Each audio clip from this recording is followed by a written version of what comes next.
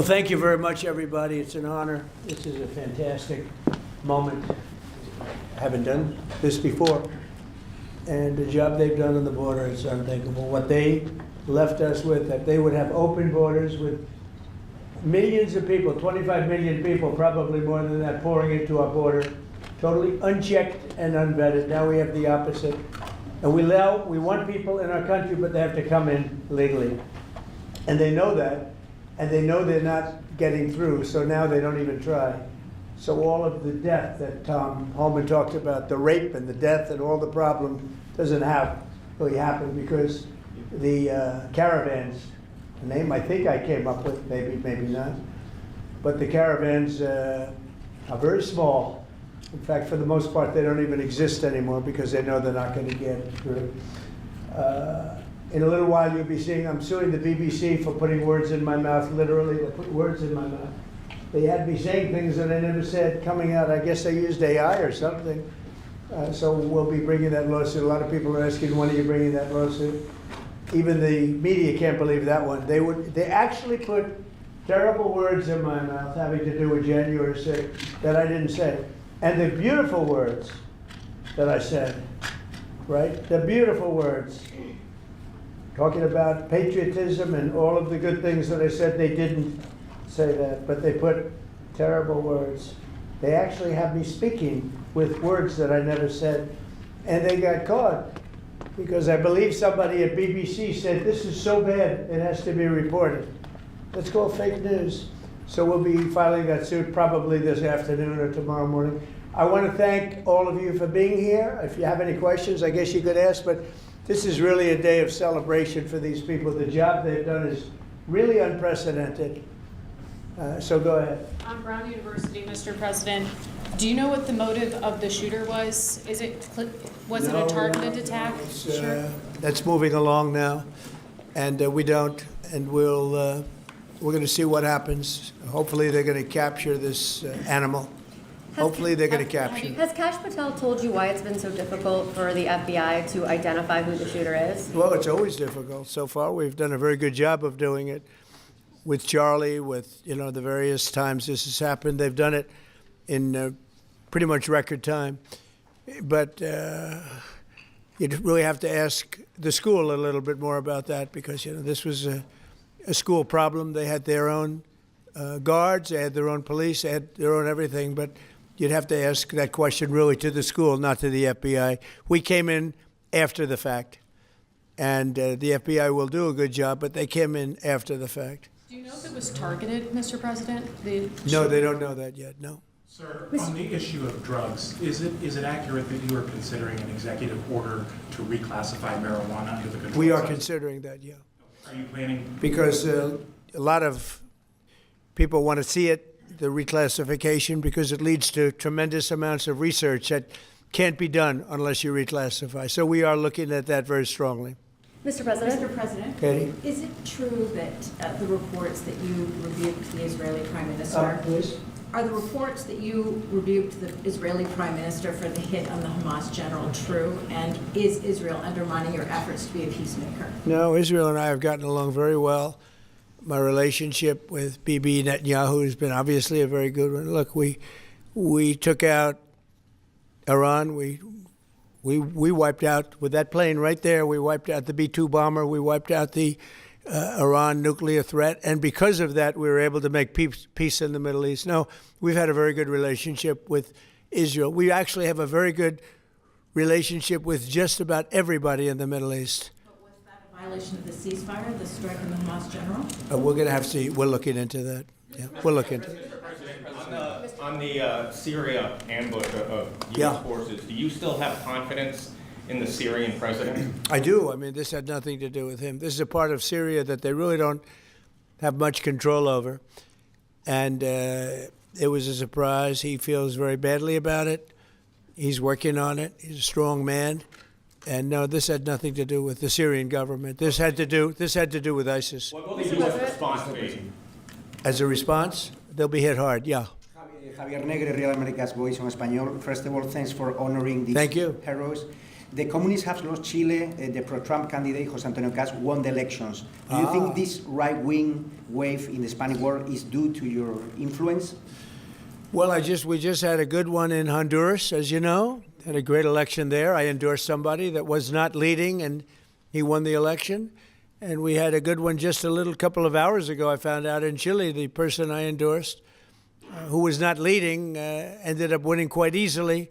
So I look forward to paying my respects to him. I hear he's a very good person. Yeah. Mr. President, thank you, Mr. President.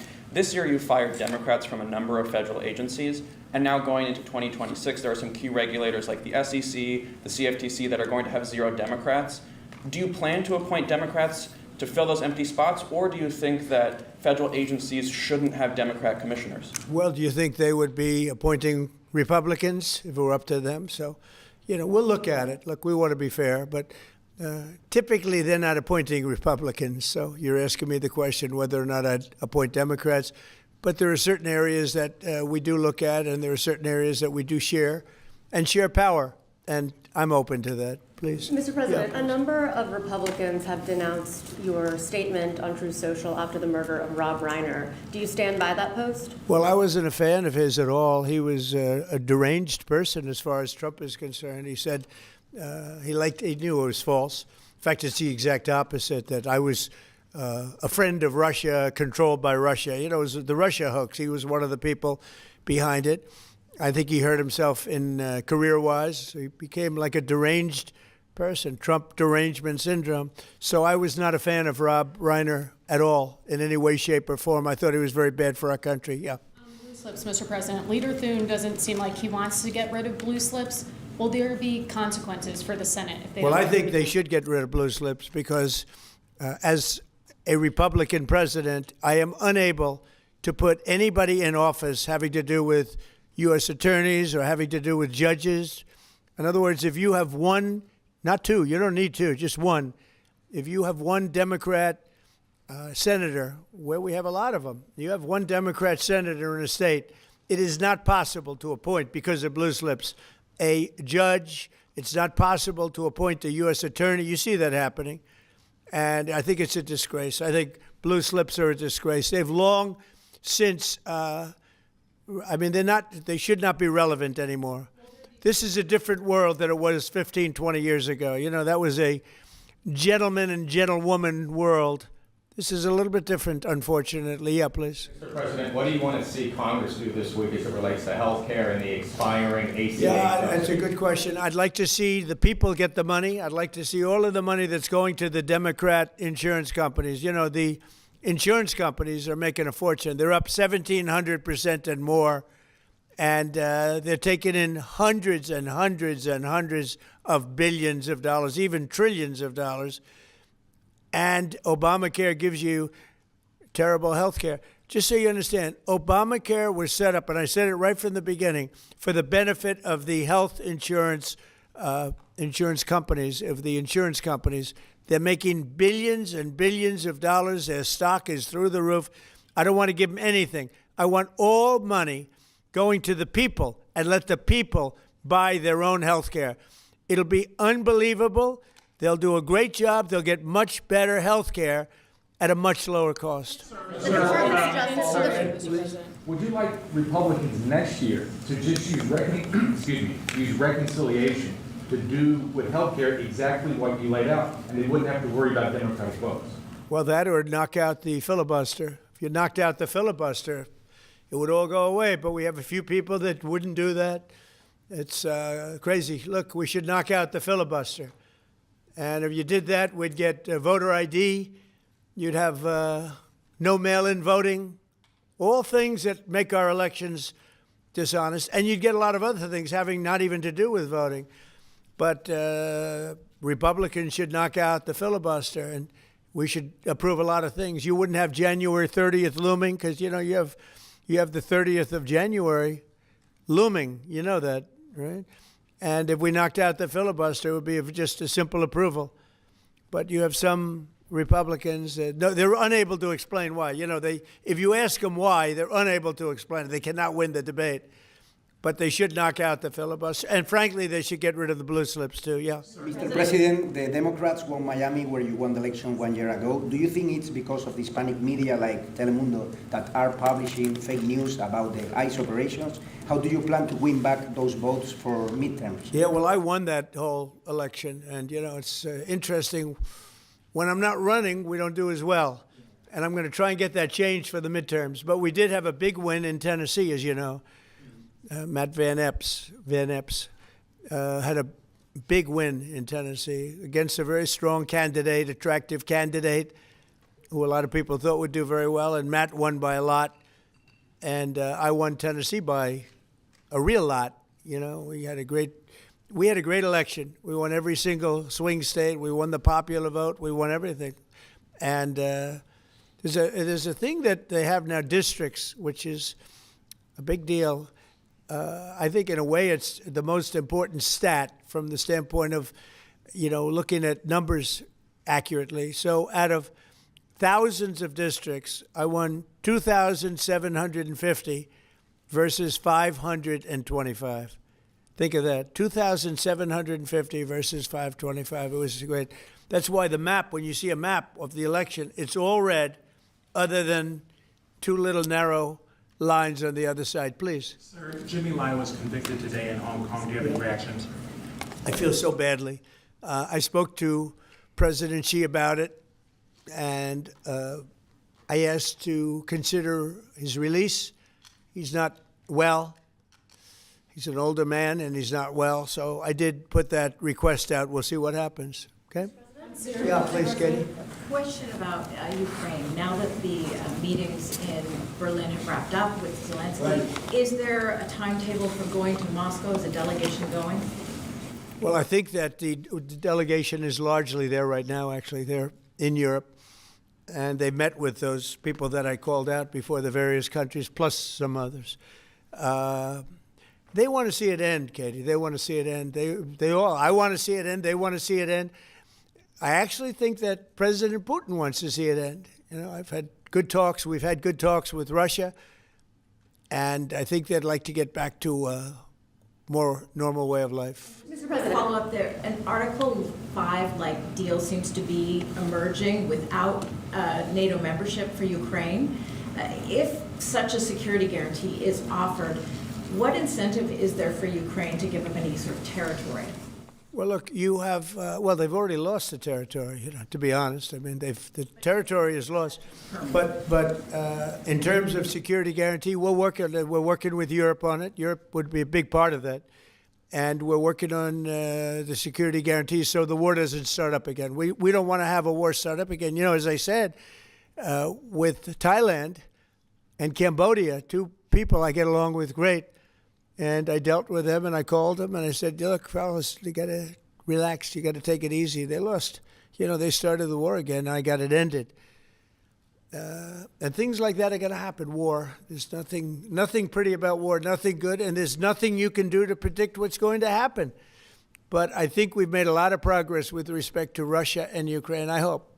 You know, last month, it was close to 27,000 soldiers were killed, mostly soldiers, but 27,000 people, but mostly soldiers were killed last month in Russia versus Ukraine. Is there a time limit on security guarantees? Well, there's no time limit. The time limit is whenever we get it done. I mean, we're going to try to get it done.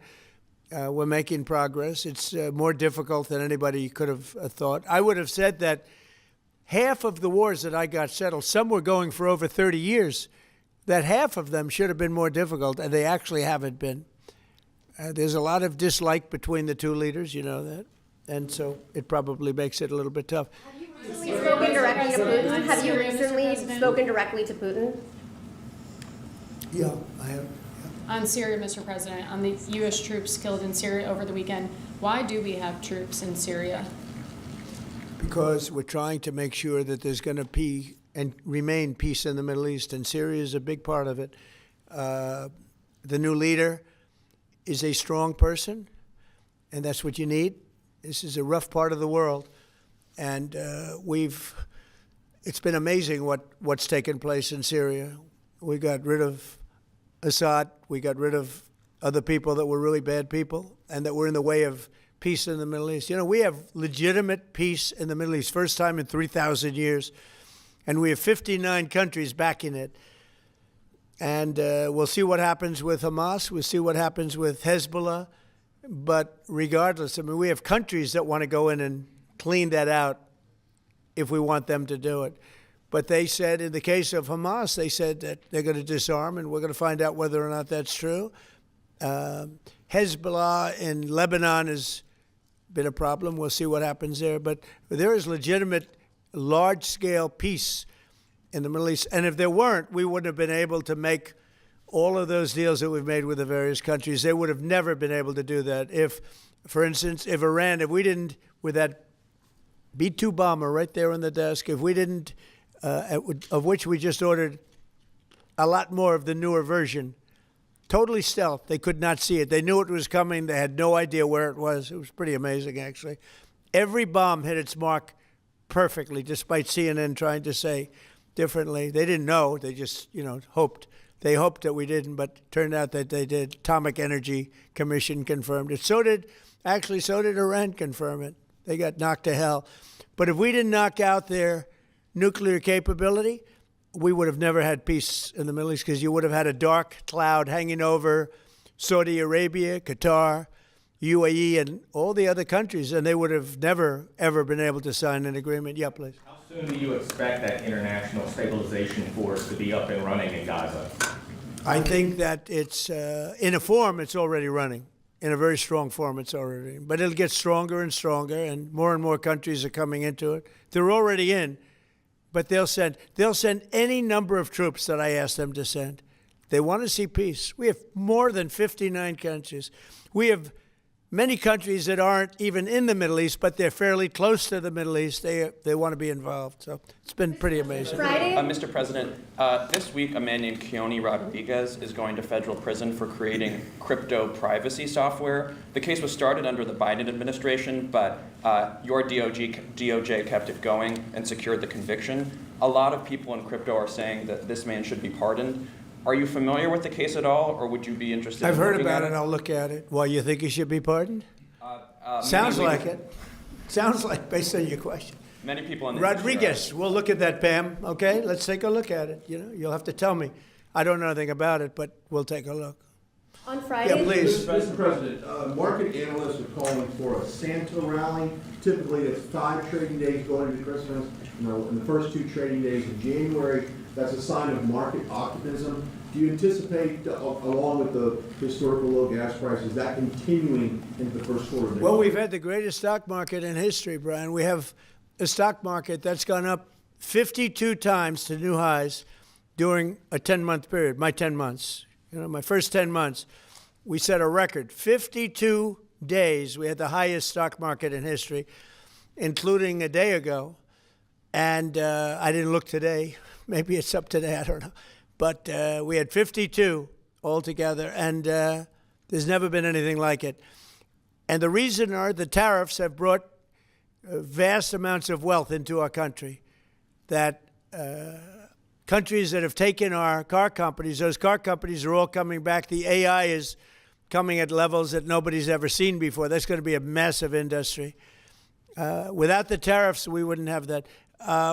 Chips are coming in. Chip companies are coming in from Taiwan and other places, but mostly from Taiwan, which has almost 100% of the market. And we're now making chips, and we're not paying anything. It's not the CHIPS Act where they give billions of dollars to companies and then they just take the money and they run. That was under Biden. The fact that I set tariffs up, and that if they don't make their chips here, they have to pay a big tariff. In order to send them into the U.S., they have to be here. Tariffs really work, in my opinion, almost only in the United States. They've been used against us successfully because we had presidents that had no clue. But tariffs really work. We have taken in hundreds of billions of dollars with tariffs, and more importantly, we've taken in countries and companies where, and even countries have sent their car-making people into the United States in order to avoid paying tariffs. And they'll build a plant and they'll hire our people to make the cars. But we now have As you know, Toyota just approved $10 billion in manufacturing plants in the United States using our people. Without tariffs, none of that would have happened. Tariffs have given us great national security. There's nothing like what's happened in the last 10 months. Tariffs have given us tremendous national security and tremendous wealth. Thank you all very much. Thank you.